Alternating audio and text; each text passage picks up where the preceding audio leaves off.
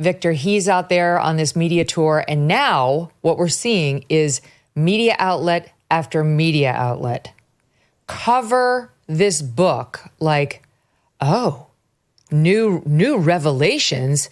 It appears that President Biden was in significant cognitive decline for those 4 years, and sort of taking the opportunity that the book offers to totally whitewash their own role in helping cover for him during that time. Your thoughts on it? What Jake Tapper doesn't tell you is he didn't just deny that Joe Biden was cognitively impaired.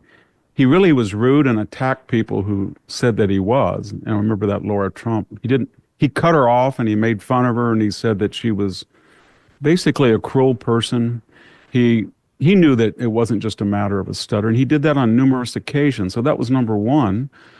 And then number two, he could have come forward any time after Joe Biden left office, or even after he was stepped down. He didn't. He only came forward really as in connection with this book. And then three, if you think about it, he can say all he wants post facto about an apology, but he's going to profit enormously off I guess it's a conspiracy or it's either incompetence that he was a central part of.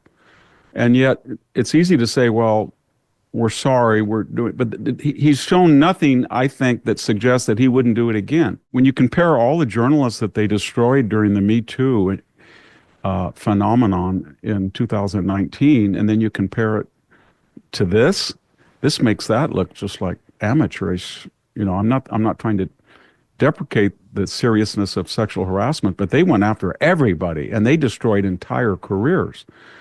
And people never recovered from that. Some of them were just sort of randy. They didn't really, they weren't criminally guilty of anything. They weren't Harvey Weinstein.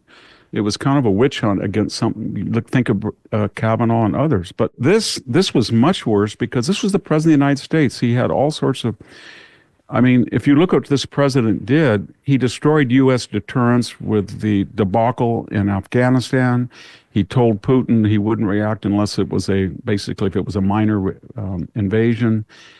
He distanced himself from Israel. He took the terrorist designation off of the Houthis. He empowered Hezbollah. He was responsible, I think, for 2 theater wars on his watch. He had hyperinflation.